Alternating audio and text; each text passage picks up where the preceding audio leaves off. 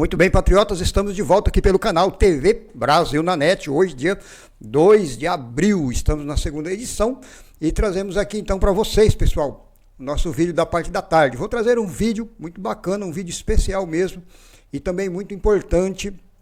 Esse vídeo, pessoal, é sobre o ex-presidente Jair Bolsonaro, tá bom? E você que está preocupado, presta atenção, hein? Você que está preocupado achando que o ex-presidente Jair Bolsonaro vai ser preso, porque o ministro Alexandre de Moraes, no dia de hoje, acordou o Brasil com essa bomba, dizendo que o Moraes consultou o PGR se o ex-presidente Jair Bolsonaro deve ser preso agora ou não, tá? O Brasil inteiro está atônito e eu quero mostrar para você um vídeo do canal da TV Auriverde, aliás, e tem um deputado do Rio Grande do Sul, deputado muito atuante no Congresso Nacional, e vai falar exatamente sobre isso agora aqui no canal. Vamos com o pessoal do TV Auriverde. Vamos ver. Seguimos no YouTube da Auriverde Brasil, com o nosso querido deputado federal do Rio Grande do Sul, todas as quartas por aqui, Maurício Macon. Macon, bom dia, seja bem-vindo, Macon. Bom dia, Pitoli, doutor Olavo, Silvio Navarro, a nossa audiência. Dia agitado essa manhã, hein, Pitoli? Meu Deus do céu. Pois é, Macon. Pois é, a gente acorda com essa notícia de que Alexandre de Moraes pediu para a PGR se manifestar sobre a prisão do presidente Bolsonaro. Qual a tua análise? Qual a temperatura do ambiente para a decisão do PGR, às vésperas da manifestação do domingo, Macon? O mais curioso desse pedido é o motivo. A gente não tem mais a baleia já foi dito que ela não foi incomodada, as joias, ao que tudo indica, eram do presidente mesmo, e o Zé Gotinha não foi fraudado, não se houve a comprovação que o Bolsonaro teria fraudado o Zé Gotinha. E o motivo que a PGR foi consultada por Moraes é que 2 vereadores petistas fizeram ali uma notícia no Supremo dizendo que Bolsonaro, vejam bem, estaria violando o Estado Democrático de Direito ao convocar manifestações sobre o tema anistia. Pergunto, Pitoli, o doutor Olavo, nosso jurista aí, pode nos responder. Lindenberg, Farias e Boulos deveriam também ser presos, segundo o entendimento que a PGR vai tomar. Afinal, eles convocaram aquela manifestação que houve também no domingo, onde meia dúzia de gatos pingados participaram, mas eles fizeram convocações sobre o mesmo tema que Bolsonaro pode ser preso preventivamente se a PGR assim entender. Então, o Brasil realmente, Pitoli, vive um momento onde eu não sei se Coreia do Norte e Venezuela têm esses movimentos assim de... Nem a Maria Corina Machado foi presa por convocar manifestações contra o regime na Venezuela. Esse é o ponto que nós chegamos. Se dizia muito que nós viraríamos a Venezuela. Eu acho que nós já estamos a passos largos, pelo menos em alguns setores, superando o que é visto na Venezuela. Agora, Marcon, no calendário, o que me preocupou, eu tenho comigo aqui, que se o pedido é 18 ou 19 de março, tinha até 23 para se posicionar. Hoje é 2 de abril, 6 de abril a manifestação, vejo que tem um calendário a ser cumprido por Moraes e pela PGR. Ao mesmo tempo, Marcon, um ministro do Supremo disse para um colega teu aí do Parlamento, da Câmara, que eles mediram e perceberam que não haverá comoção da população caso o Bolsonaro venha a ser preso. Eu acho que eles fizeram uma pesquisa no lugar errado, hein, Macon? Talvez eles não viram a Quest de hoje. Acho que seria interessante se eles darem uma olhadinha na pesquisa Quest, fresquinha. A gente pode trazer os números aqui, anotei todos, inclusive, para entender como é que a população está em relação ao Lula. Tu tocou num ponto muito importante, Pitoli. O Moraes, no dia 18, ele deu 5 dias para a PGR se manifestar e a PGR não se manifestou. Isso chama a atenção, porque a PGR outrora era muito ágil, era aquela jogadinha combinada dos dois, um pedia, o outro, um ajeitava, o outro batia e por aí ia. E se não tivesse esse medo da comoção, eu acho que eles já teriam feito. Se o Bolsonaro, vamos supor, tem a ordem dele ser preso hoje, amanhã, o evento de domingo na Paulista, ele vai ser provavelmente o maior que esse país já viu. Então, o que a gente tem hoje? A gente tem um descontentamento geral da população perante como o país está indo, né, o caminho que o país está indo. Nós tivemos o caso da Débora, que por quantas vezes nós falamos aqui, né, Pitoli? E depois ele acabou ainda mais se popularizando depois que o Moraes negou 9 vezes a soltura dela. Ontem, inclusive, no meu discurso, eu chamei a atenção para restrições que ela tem no cárcere de casa, né? A gente tem ali a questão dela não poder conceder uma entrevista, sendo que a justiça autorizou um estuprador de uma criança, um estuprador e um assassino de uma criança de 9 anos a dar entrevista para o Fantástico pouco tempo atrás. Então, Moraes, ele realmente considera que a Débora é mais perigosa do que propriamente um estuprador de uma criança e assassino dela. Então, o que a gente está vivendo realmente olha, às vezes a gente tem que dar uma beliscada no braço para ver se a gente não está sonhando, porque é tão surreal que a gente vive. E ontem o Moraes esteve presente no Congresso Nacional, né? As imagens correram aí, foi dar um recado, com certeza, aos parlamentares. Eu não sei se esse esticamento ainda maior de corda por parte do Moraes está fazendo efeito. Esse tentativa de coagir o próprio Kassab. Olha, está chegando num ponto que somente os radicais continuam apoiando esse estado de exceção que o Moraes tem implementado no nosso país. Olavo, antes de passar para você, só uma constatação também com relação aos prazos, né? E acho que é importante lembrar que a PGR também teve dificuldade com relação a cumprimento de prazo no posicionamento com relação ao passaporte de Eduardo Bolsonaro. E quando ele decide ficar nos Estados Unidos, aí rapidamente, né, decide que não precisava reter o passaporte, aí Moraes decide também, né, numa celeridade ali, né, cumprindo com prazos, mas depois da decisão do Eduardo. Então, a PGR é tão previsível quanto o nascer e o pôr do sol, né? Mas vamos lá. Olavo, Maurício Macon, na tua escuta. Marcon, bom dia, muito bom falar com você. E eu queria saber sobre o clima em relação ao projeto da anistia. Se fala em travamento de pauta. O Gumota volta da viagem com o Lula, parece meio que mudando de opinião, mas já há número de parlamentares. Como é que está esse clima dentro da nossa Casa de Leis? Olha, doutor Olavo, nós tínhamos a convicção que seria pautada a anistia, né, até pelas palavras do próprio Hugo Mota, que é uma casa de consenso. E o consenso diz que a anistia precisa ser votada. Há votos suficientes, há movimentos a favor dela, e toda pessoa que tem um mínimo de empatia pelo próximo já entendeu que essas pessoas não estouraram bancos, não assassinaram pessoas, elas simplesmente, a grande maioria, participou de uma baderna, sendo que dentro dessa baderna, muitos inclusive lutaram para que essa baderna não acontecesse, como a gente já viu por diversas vezes os vídeos. Nós tivemos um jantar, né, aquela fatídica terça-feira que antecedeu aquela fala infeliz de Hugo Mota, onde o Alexandre de Moraes patrocinou, claro que com o nosso dinheiro, né, doutor Olavo, o jantar de gala ali para algumas lideranças, e de lá para cá a gente sentiu uma mudança bastante grande do Hugo Mota. Ontem eu conversava com o Sóstenes, e ele ainda se mostrava bastante esperançoso que a anistia seria votada, ou pelo menos que seria aberto à comissão especial.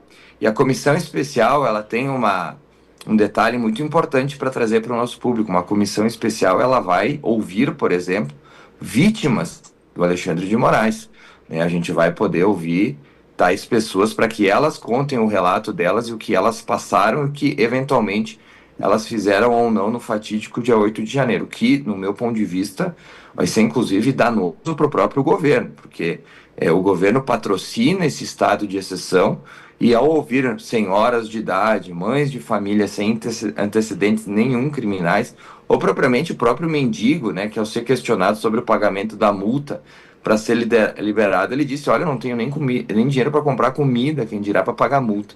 Então, talvez essa comissão que poderia ser aberta seria um dos caminhos para a gente externar para o país inteiro os absurdos cometidos. O que não dá e não vai acontecer é esse assunto ser jogado para debaixo do tapete, né?